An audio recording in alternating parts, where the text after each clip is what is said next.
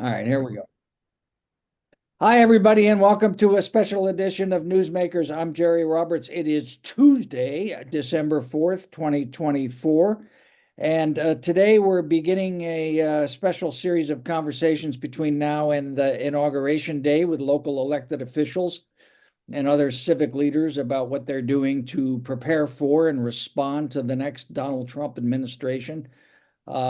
Trump's MAGA agenda, of course, is filled with policies that threaten Californians, from his promise of trade wars, restrictions on women's health care, and deportation of millions of undocumented workers to more specific threats like withholding disaster relief because we didn't vote for them, ending fuel efficiency standards, and imprisoning local officials who refuse to cooperate with his roundup of immigrants.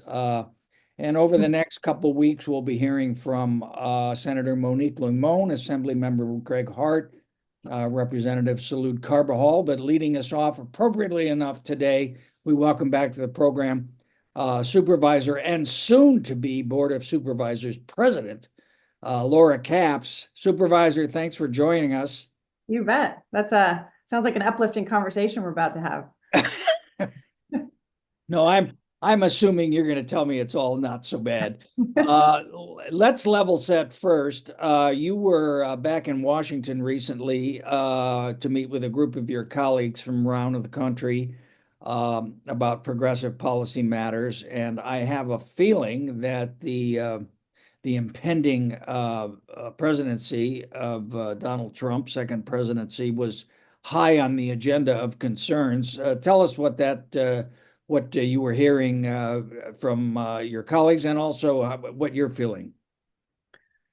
Yeah, thanks. I admit it was a bit of a wake to be there. This is with mayors, people like Pete Buttigieg, who's now risen up in the ranks, and state and local officials. We went to the White House, which was really interesting to hear from top leadership, the president's team, his climate advisor, his AI advisor, his domestic policy advisor. A lot of despair, a lot of frustration, a lot of kind of rehashing what went wrong for Democrats in the election, but also just some seeds of hope because we don't really have another option. And one takeaway from the both Secretary Pete Buttigieg and the climate advisor said is these seeds have been planted that are going to come forth in 2026, 2027, 2028. And by seeds, I mean huge solar plants in red states, huge battery storage developments in red and blue states that will, people like me, local officials will be doing the ribbon cuttings and helping with the permitting and sort of implementing things that have been set into motion by the Biden administration, with the infrastructure act in general, putting, billions of dollars into sustainability. So we got to be as upbeat as we can. Yeah. Seeds of Hope. We don't really have an option. I'm going to use that as the new title for my memoir. I appreciate that. It's perfect. All right, let's talk about some specifics. You introduced a resolution that passed unanimously, to the surprise of some, yesterday on the board, in support of immigrant populations living here in Santa Barbara County. What does that say, and why did you do it? Well, I was really happy it passed unanimously, five of us, really laying a marker, declaring again that Santa Barbara County is a county of immigrants. We are a nation of immigrants. They make up the backbone of our economy. There's no doubt about that. And we need to declare that this is a safe space for immigrants, for migrants of varying statuses. I learned a lot from the school board. My experience in 2016 when I was elected along with then President Trump, and outgoing school board member Monique Limon put into motion a resolution similar to what we passed yesterday, because what we need to do quickly is just let people know what the facts are, right? Because there's so much fear and like true fear of amongst the migrant and immigrant communities. For example, schools are safe spaces. When I tell people that just out and about, people don't realize that ICE is not welcome in schools. ICE is not welcome in hospitals. I talked to Ron Worth about that. Things, so just sort of laying up the marker of what's what in California and what's what in Santa Barbara County. Yeah. Yeah. Let me follow up on a couple points. One is you use the phrase backbone of our economy. And I think so often the debate about immigration, if you can call it a debate, it's either cast in moral terms or legal terms or something.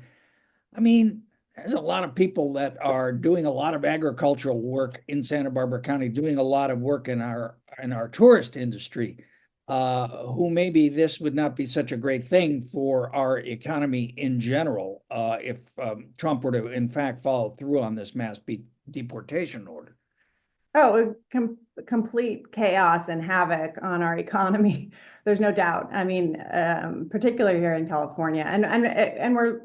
I'm just, I say this every day now. I'm just so grateful to live in California, where we recognize the immense value of immigrants to our community, to our, as we talked about, economy. And yeah, it makes no sense if how he's going to pull it off. Also, I don't understand, having worked in the federal government, how you have the actual ability to do what he's promising. Hopefully it's an empty promise. Yeah.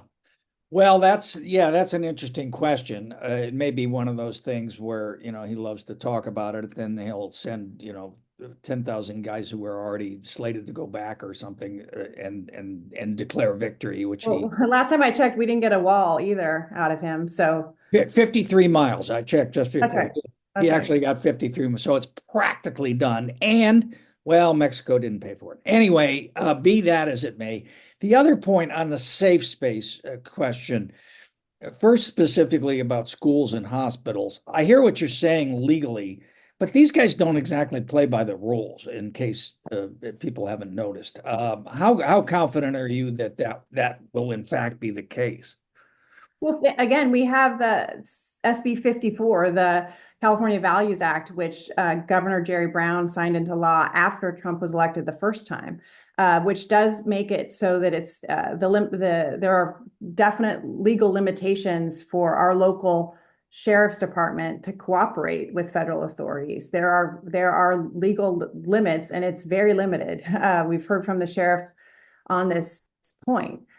So, it certainly, I don't mean to dismiss the fear. There is a potential for deportations, as there always is, and it could increase. But what I'm really focused on between now and January 20th is just making sure that the immigrant community understands what the reality is. Because again, we saw in 2016 and 2017, I was working on, free meal programs for kids. People stopped showing up. And they were at schools, so they were safe there, regardless of their status. They stopped showing up. Our numbers went down that next summer of 2017. They went down by like 40% on the free meal program that I was helping, and that's really tragic because that food is really important.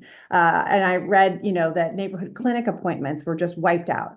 People weren't showing up. So with something so daunting as another Trump administration, I just try to focus on what I can do and the small pieces that I can do, and communicating what's the reality of for immigrants is really what's important. And there's so many groups that have gotten bigger, gotten bolder, even started after the first Trump presidency that we're working with. Like, for example, Listos is an organization locally that provides free rides to appointments for immigrants with folks who are trained on what the law is.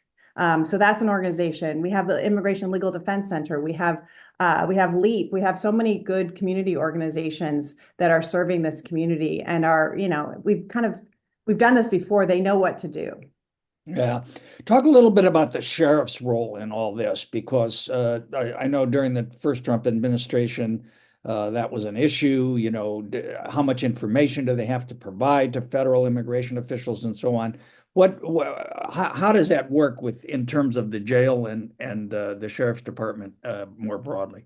Yeah, I mean, Under Sheriff Bonner participated in a Zoom call that I did with a bunch of advocates, and we will be having a forum on this. I should just give an announcement on December 17th. The County Board of Supervisors takes up the Truth Act, which gets into all of this. So people should show up. I know a lot of our criminal justice advocates will be there. But it's limited. So I was given the numbers from Under Sheriff Bonner last year of sort of like 144 arrests that involve those of varying statuses in terms of documentation.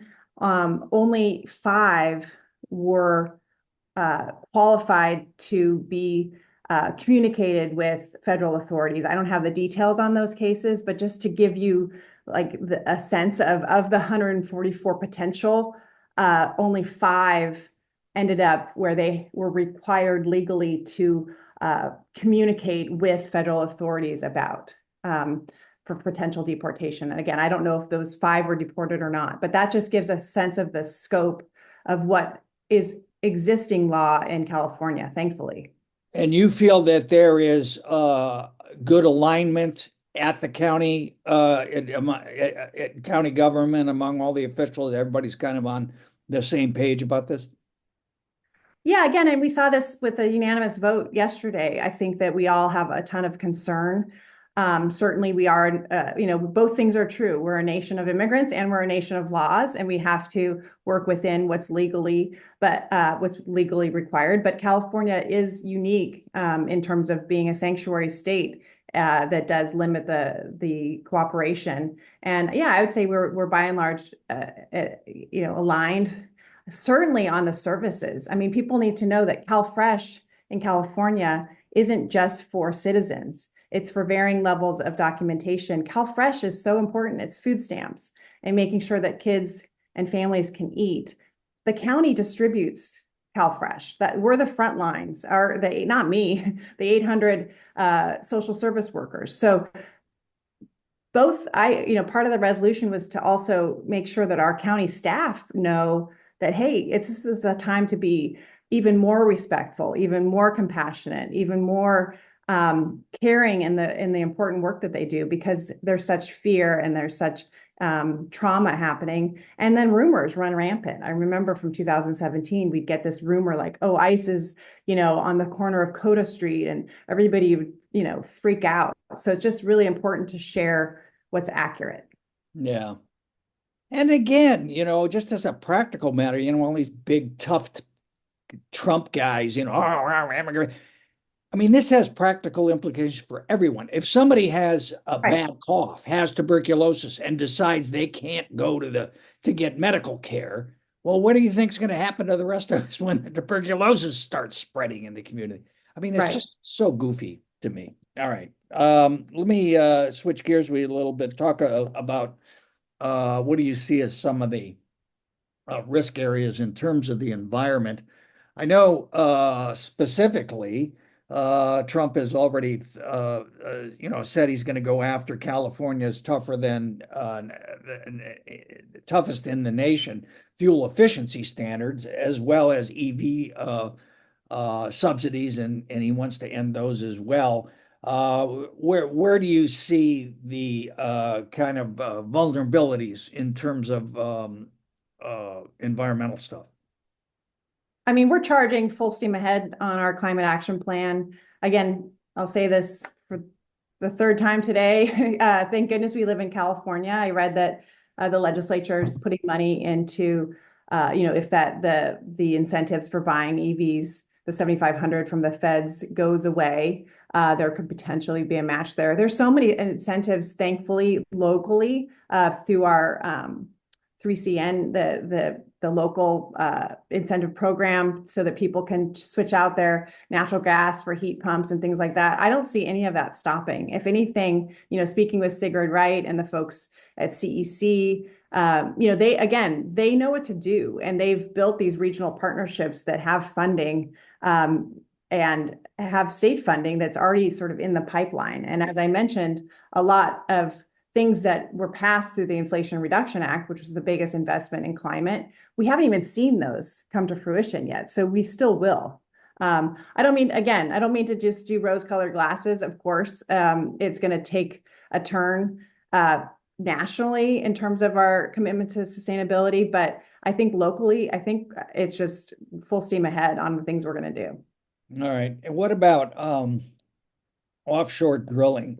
Do you see anything in the short term or the midterm about where that we're going to be threatened anew there in terms of leasing? I don't think so locally, because again, California has protected against it. So we Oh, for 3 miles certainly, anyway, yeah. But yeah, yeah. I don't see that as a potential threat to our coastline. all right. Okay. Any other environmental issues we should have on our radar to be paying attention to coming out of the White House? I mean, just out of intrigue, having Elon Musk as, the top dog advisor will be interesting to see how that plays out and what, if there'll be a conversion. I don't know. That again, just out of intrigue to see what that'll reflect. Yeah. All right. Um, Trade issues are going to be big. Obviously, again, something that affects us here with our agriculture industry. Again, if I'm guessing, I think this is another one of those things where there's a lot of Trump bluster about it. But when he starts Mhm. seeing what the actual impact are, he may actually want to be educated about how tariffs actually work. I Uh, know. Much There's discussion in Washington about that among your group. Not so much. I think it's bluster is the right word. I mean, if I don't think people really understood that, he's the guy who's going to bring prices down. Oh, wait a second. There's also going to be tariffs, how those two things go together.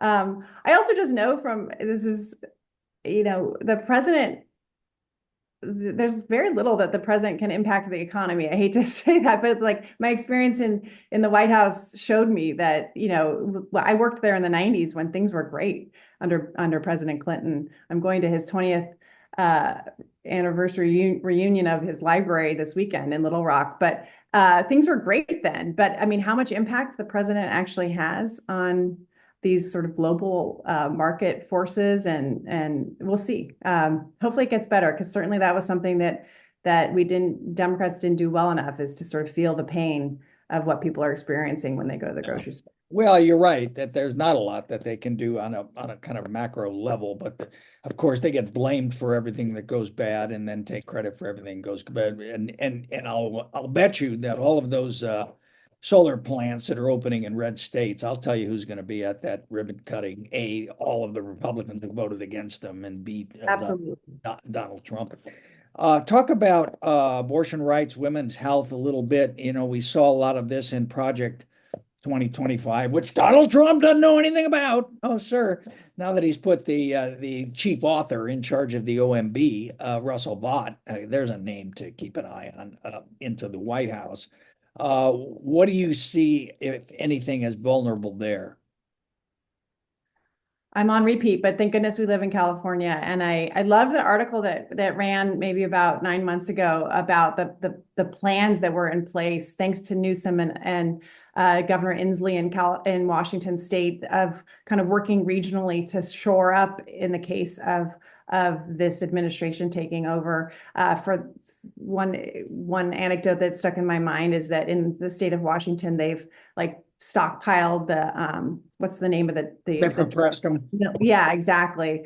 And I'm just so proud locally of Jenna Tosh and the team at Planned Parenthood locally that have been providing reproductive services, abortion services to people from Nevada, from elsewhere, from places that it's been limited. They've been doing that for a long time now already. So again, this was not the scenario that anyone wanted, but I also know that they went in with eyes wide open and preparing for the last few years for this potential. Yeah. So when the Comstock Act gets invoked, and people start getting arrested for sending things through the mail, we're okay here. You're saying? Yeah, we'll see. I mean, the father of IVF, we'll see if he takes care of things for us. All right. Yeah, that's right. Yeah, one specific threat, which I thought was, particularly repulsive, and that's a high bar with things Trump said was, threatening to withhold disaster relief from Yeah. California, specifically about wildfires and so on, because we didn't vote for him or something. I don't know. What about emergency preparedness in terms of that kind of financing? I know the legislature meeting in special session now to try to shore up a piece of that, and I'll be talking to Monique and Greg about that as well. But on a county level, how concerned are you about that? I mean, I have a lot of faith in our state leaders. I'm so happy that Newsom called them back into a special session. I know part of that was, symbolic and important to act fast right after the election. But I feel like we're in good hands. I do think, we're going to have a president who will. Retribution is already what he's, you know, boasted about. But I feel like we are in very good hands with Senator Lamone and with Assemblyman Hart to make sure that our county, our area, is as fortified as possible when it comes to CAL FIRE, when it comes to emergency services. Okay, all right. Um, any other budget concerns that you have? I know I read a piece this morning about San Francisco's trying to get all of the possible federal funds shoveled out of the White House as soon as possible, because there's going to be a cutoff in terms of, Yeah. disaster relief that is owed, or even, as you pointed out, there's education money, there's all kinds of federal money that is, underpins both the county as well as city budget. I mean, again, I try to, without being too Pollyanna, my experience on this in the school district where the budget was about 160 million, less than 10% came from the federal government then. My numbers aren't completely fresh right now, but it's not as bad as people think. And thankfully, again, most of the money comes from the state, and that's where the values that certainly I share are still completely intact, and not only intact, but even more kind of emboldened to make sure we do the right thing. So a lot of the money that is federal goes through the state and then comes to the county. And so there's a way to protect the programs that we hold dear, like CalFresh, like some of the environmental measures. So it's certainly, I don't mean to say it's not going to have an impact, but I don't think it's as big. It's certainly on curriculum in the schools. That's decided at the state level and the local level, thankfully not the federal level. Okay, all right.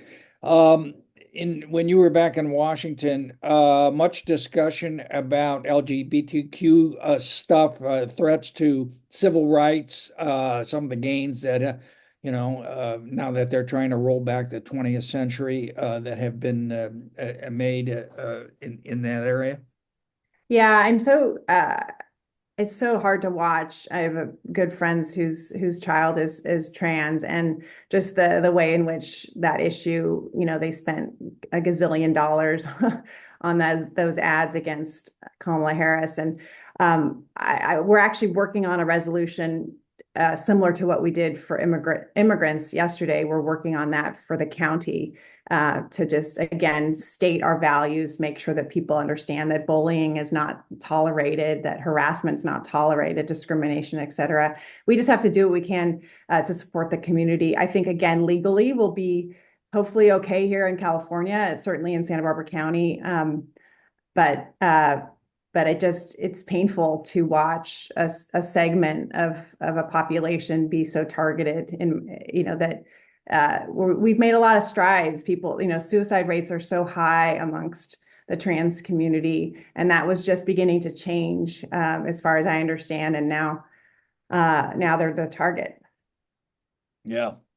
I just focus on the schools. I know, I just came from Monroe Elementary. I mean, this comes down to teachers who have such a hard job already, making sure that kids aren't bullied over things that their parents might be saying at home. Now that things, I mean, it's sort of like everything that was taboo to say is now okay. And we just have to do what we can to stop it in our tracks and be respectful as much as possible. Yeah. Yeah. Interesting piece. op-ed in the Times today by Tom Edsall about uh, there's apparently going to be a big effort to roll back federal money to universities that have any kind of DEI component to it at Yeah. all. So I imagine I should probably have somebody on from UCSB and talk about that a little bit. But anything you heard about that in terms of people trying to make workplaces and so much so on more diverse, God forbid. Uh, that was there any discussion of that? Well, I mean, I do know, just I'm proud that my district includes Santa Barbara City College as well as UCSB, and they both have such robust, programs and services for kids, uh, of all types of gender, sexuality, immigration status, et cetera. And so again, I just think this isn't our first rodeo in terms of a Trump administration, and just knowing that we need to plug in where we can. And make sure people are the people that we're proud to represent, or we're proud to serve if we're a school administrator, that they feel welcome, that they feel supported, and to be as creative as possible of how to reach people. Okay. All right. Other issues we should be concerned about or that you're keeping an eye on particularly? I mean, homelessness is always top of mind here. This isn't related to the federal government, but we just made so many gains here in Santa Barbara County. We talked about that yesterday in our hearing in terms of our encampment strategy is really working. Like, people are moving out of these Well, riverbeds.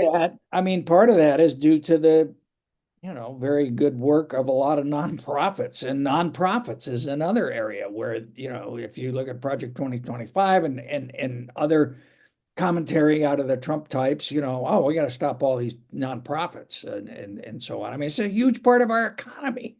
It's a huge part, and it will only get bigger, I think, under a second Trump administration. It certainly did under the first one. Donations go up. People get it, that they need, that people here are really compassionate and they care, and they know that these organizations on the ground, like Community Environmental Council, like Dignity Moves, that's doing all this housing for homeless people. That's where to, if you're concerned, that's where to put your energy. Okay. All right. Um, Let me ask you a couple of political things. In the Trump first term, where I think everybody was sort of shocked, the word resistance, hashtag resistance, was a very big. That seems to be bygone. What's the right verb? Just opposition or pushback, or what do you think here? Hmm. I mean, the word that comes to mind for me is just fortifying California. I mean, we have uh, such strong commitment to progressive values, to values of compassion, to values of not othering people. And we just have to fortify that. That's kind of when I'm trying to get myself going, out of bed in the morning, and my job. My job is important. It's a small piece of this. It's just trying to be as bold and strong within what we can control.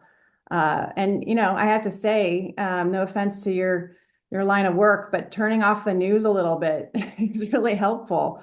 I've done a We're lot. not news here. We're news that stays But news. it's like CNN on all the time. I don't know how healthy that is. Every time you get a new cabinet pick, and your phone's buzzing and the cortisol levels go through the roof internally. I just have been tuning out a lot of that since November 5th, and it's served me well. Yeah.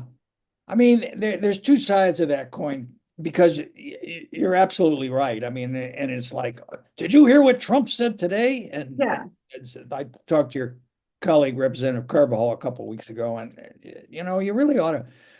What we ought to do is pay attention to what he does and not what he says For sure. for out I of the mean, gate. yeah. But also these narratives that set in, and you know as well as I do, the huge percentage of even the people who watch news, who watch Fox News, which is not it's Pravda is basically what it is over there. Yeah. Like this notion that Trump has won some kind of mandate. He hasn't won any mandate at all. More than half the nation voted for somebody, either Kamala Harris or somebody else. I mean, he did not win 50%.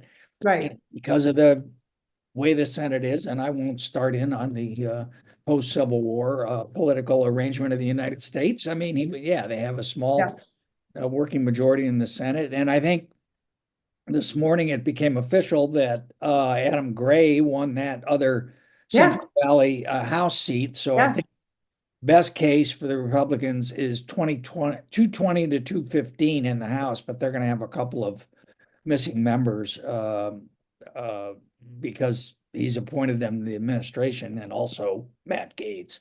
Right. So that's I think probably the best case where Democrats have an opportunity to have some kind of bulwark or oppositional stand or whatever you want to call it, and then pointing toward the 2026 midterms. I mean, I don't think the focus on that can be enough. But in the end, I gotta say, no offense to you personally, because I know you're in the messaging business, but Democrats just aren't very good at this, or at least they're not as good as Republicans. I mean, the messaging in this campaign that we just got done, it was not good. It really wasn't. And admittedly, Harris was in a hard spot. She couldn't, Yeah. turn her back on Biden, but yet she wanted to be different. And I don't know. Talk a little bit about that. And then I want to just ask a little bit about the campaign of Yeah, I Laura. mean, having been around Congress, I mean, it's pretty hard to be a speaker where you have a 5 member a majority. I mean, that's really hard to get much done. We'll see. We'll see if Johnson is able to, whip and keep everybody in line. That's one point. Second point on, I mean, this is less messaging and more actual governing. I do take some lessons from the way in which many recipients of government services, I'm not talking necessarily locally, but across the country, seem to not have any faith in at least democratic programs anymore. So they need to work better. And we did hear from some speakers in Washington, D.C. about that, like Jen Palka, who's incredible about, the fact that in California, the form for CalFresh used to be 212 questions, asking people these inane things like, do you own a grave site? That has changed now, but we do need to make government work better and be less of like defenders on the process of government and more focus on the results. And I'm committed to trying to do that even more so now after kind of absorbing the results of the election nationally and even in California, where it did get, I mean, even in Santa Barbara County, where there was more Trump voters than there was last time around, moving ever so slightly. So I guess, yeah, trying to make sure that government does actually work in people's lives is always the challenge, but I think it sharpens it having seen the election results this year. Well, and I think that's an excellent point, and particularly so because we're at a point where only one party is actually trying to make government work. I mean, I'm old enough Right, to remember when Republicans and right, Democrats both wanted the government to help people. They differed very much on the ways and means of doing that. But at right, least everybody, they one party wasn't operating in bad faith and trying to deconstruct the government itself. right. I mean, just be like, I heard from Jen Palka again. She's this thinker. She's wrote a book called Recoding America, just trying to make government work deliver for people. That you can't espouse a program without applying for it. So like for me, that makes me it's a challenge for me to go through online our own process for getting ADUs in your house, because I hear from constituents that it's very cumbersome. So I'm gonna do that. I'm gonna try it myself. I'm gonna apply for these programs and see, okay, how can we make this better, more user friendly, so that people get what their taxpayer dollars are going towards.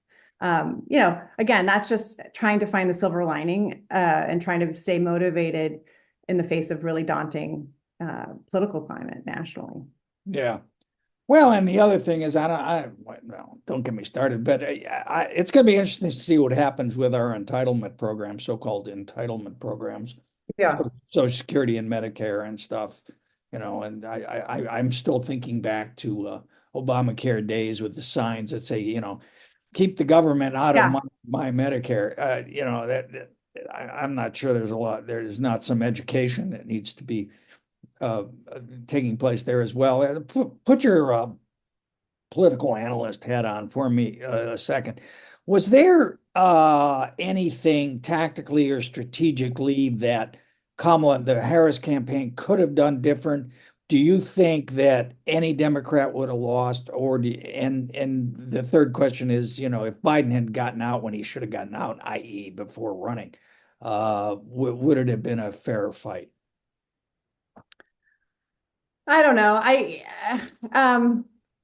The facts are if 70% of the country thinks the economy is not doing well and the country's headed in the wrong direction, those are really hard numbers to turn around for anybody.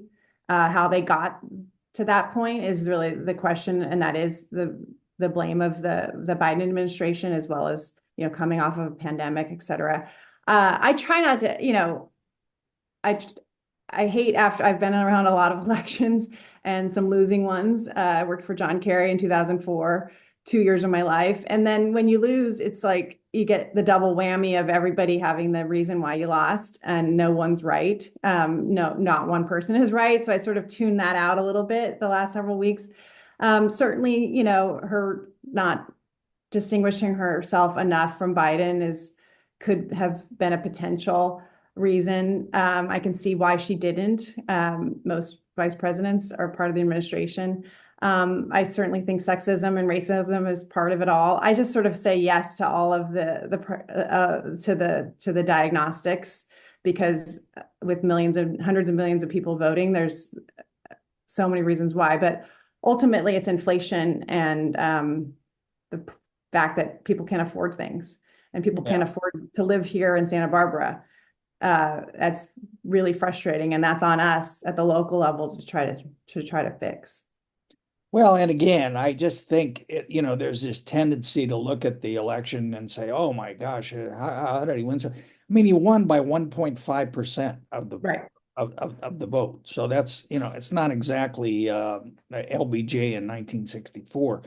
Not that I'm dating myself again, but I think that's important for people to keep in mind as well. I think it's also important for people who are politically involved to look at the House. I mean, my gosh, you're right. I mean, he could have like a one vote margin on a lot of stuff, maybe.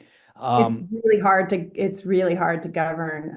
I mean, Republicans do a much better job of falling in line, as we well know, but it's really hard. It's really hard to do much with that slim of a margin. I was particularly excited I got kind of invested in George Whiteside's the newest neighboring Yeah. swing district of ours, and that was a great win. He's a solid he'll be a solid member of Congress. I bet he'll be And, there for a while.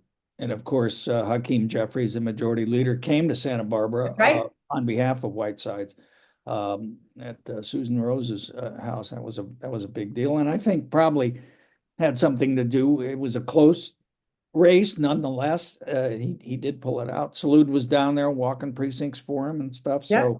So good on that. But again, there's a midterm in 2 years and less than 2 years. Oh, it's only 23 months away. I got to get going on identifying these House races. But I do think the Dems left some of those races on the table. And obviously presidents traditionally lose Yep. House seats in the midterm as well. So that in terms of something to point toward and think about people who are politically involved, I think that's something. Well, Supervisor Laura Capps, thank you so much for joining us. And for your, if not rose-colored, at least more optimistic than the town grouch here, the feeling about the Trump administration, the looming threats of it. And you are someone, and I just want to say this by way of saying Happy New Year, someone who is very practically oriented and very results oriented. And I'm thinking about your work in IV and all you Yeah. did there. And you know, it wasn't 12 hours after, the election had become clear. You had an email out about this immigration issue and speaking to people, and you were the first one to do that. And I applaud you for your energy with which you go about doing your work. Thanks. So thank It's you. easy, just moving forward is it's better not to overthink it, just keep doing what you can do. Yeah, I used to be a two steps forward, one step back guy, but unfortunately, the reverse is now true. So I'm dwelling in 1958 somewhere. All right, Laura Capps, thank you very much. Thanks, Enjoy Greg. the holidays and hang in there. We'll talk to All you right, soon. nice talk to you. Take care.